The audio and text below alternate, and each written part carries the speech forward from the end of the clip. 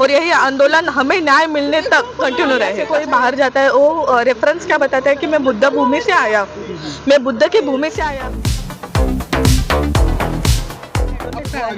मैं एडवोकेट प्रणाली मनोहर कांबळे, वंचित बहुजन आघाड़ी मुंबई प्रदेश महासचिव। जब हमारे पंतप्रधान या फिर इंडिया से कोई बाहर जाता है वो रेफरेंस क्या बताता है कि मैं बुद्ध भूमि से आया हूँ, मैं बुद्ध पढ़ती है बाहर जाके, तो हमारा यहाँ पे प्राधान्य और हमारी प्रस्थापितता कितनी होनी चाहिए, क्या क्वांटिटी में होनी चाहिए। और हमारा विहार तो पहले से अभी जाके मस्जिद पे अगर ये लोग राम मंदिर बना सकते, मुझे इस बात पे विरोध नहीं करना है। सर्वधर्म समभाव हमें जिसे डॉक्टर बाबा साहेब अम्बेडकर ने सिखाया है, वही सेम राह पे हम लोग चल रहे हैं। लेकिन जो हमारी प्रस्ताविता हमें वापस मिलनी चाहिए।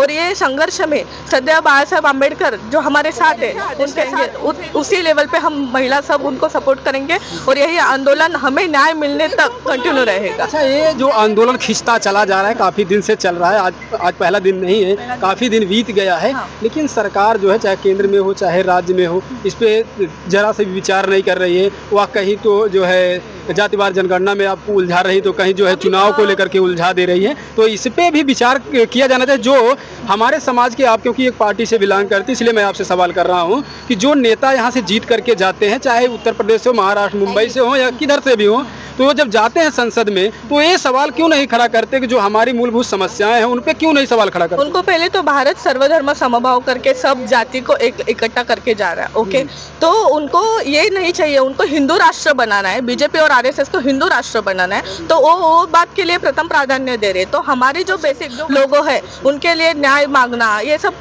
पहले से ही सवाल वो लोग संसद में नहीं उठाते। जैसे कि राहुल गांधी ये सब आंदोलन जब हमारे भंते जी वहाँ पे ले रहे थे, भीमराव अंबेडकर साहब वहाँ पे गए थे, आदरणीय बाबा साहेब अम्बेडकर वहाँ पे गए थे, हमारे मुंबई प्रदेश के स्नेहल सोनी रहेंगे, चेतन अहिरे रहेंगे, हमारी मुंबई कमेटी वहाँ पर उपस्थित थी आंदोलन के लिए। लेकिन हमने वहाँ जाके स्टैंड लिया। लेकिन राहुल गांधी जो हमारे संविधान बोल रहे कि संविधान बाबा साहब ने नहीं लिखा है और उन्होंने लिखा है करके, वो भी दूसरा कोई बोलता है। हाँ हाँ, तो ये भी ये खाली फोटोशूट करके आए ना, तो हमारे उनका संभाषण कुछ के, तो ये कितनी गलत बात है। तो ये क्या हमारे लिए संसद में आवाज चीज का आपने जिक्र किया हिंदू राष्ट्र की, तो क्या हिंदू राष्ट्र से जो है लोगों में मानवता आएगी या वैमनस्यता बढ़ेगी? मानवता नहीं आएंगे, बिकॉज ऑफ कि एक ही रिलीजन भारत में नहीं है ना, विविधता में समता लेकर हम लोग चल रहे हैं ना।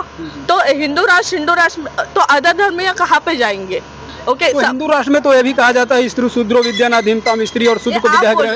ये आप बोल रहे हो, बाकी के विचार करने की क्षमता उनकी सेम लेवल के जो पुस्तकें हैं उसमें वर्णित है, मैंने पढ़ा है, इसके लिए मैंने बता रहा हूँ। नहीं, कुछ पुस्तकें ऐसी भी, फॉर एग्जांपल मनुस्मृति, ओके, तो उसमें भी बहुत कुछ लिखा है। मैं उसी बात का मैं जिक्र कर रहा हूँ, उसमें लिखा गया है कि स्त्री और शूद्र को विद्या ग्रहण करने का अधिकार नहीं है। तो क्या यह जो हिंदू राष्ट्र की जो मांग कर रहे हैं, अगर हिंदू राष्ट्र घोषित कर दिया जाता है, क्या स्त्रियों को फिर पढ़ने का मौका नहीं मिलेगा, शूद्रों को पढ़ने का मौका नहीं मिलेगा, उनको ध्यान रखने का अधिकार नहीं मिलेगा? जो कि बाबा साहब अम्बेडकर को बता दूं कि इस भारत देश में बहुत सारे ऐसे समाज सुधारक पैदा हुए, बुद्ध से लेकर के इधर बाबा साहब अम्बेडकर के जो गुरु रहे ज्योतिबा राव फूले, वे लोग अधिकार के लिए लड़ाई लड़े लेकिन अधिकार दिला नहीं पाए। लेकिन बाबा साहब अम्बेडकर एक ऐसे शख्स जो कि हमको लिखित तौर पर अधिकार दिया, तो उसको आप कैसे देखती हैं? वैसे कि आज मैं जो भी मेरा एजुकेशन पर्सनल लेवल पे, मैं आज एडवोकेट प्रणाली कांबळे हूँ और मेरे नाम के पीछे आगे जो डिग्री लगी है, तो उन्हीं के वजह से, उन्हीं के संविधानों के आधार पे और उन्हीं के संविधानों के हक पे लगे है ना।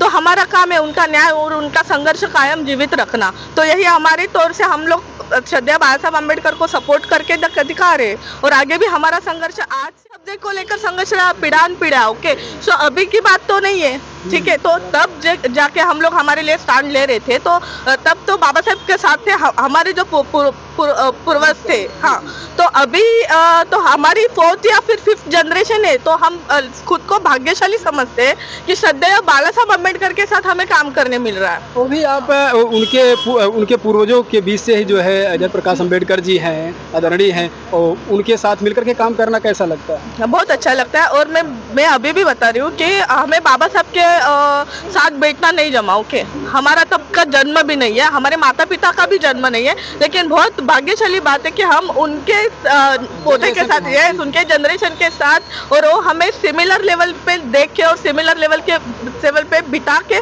चले, तो ये बाप रे।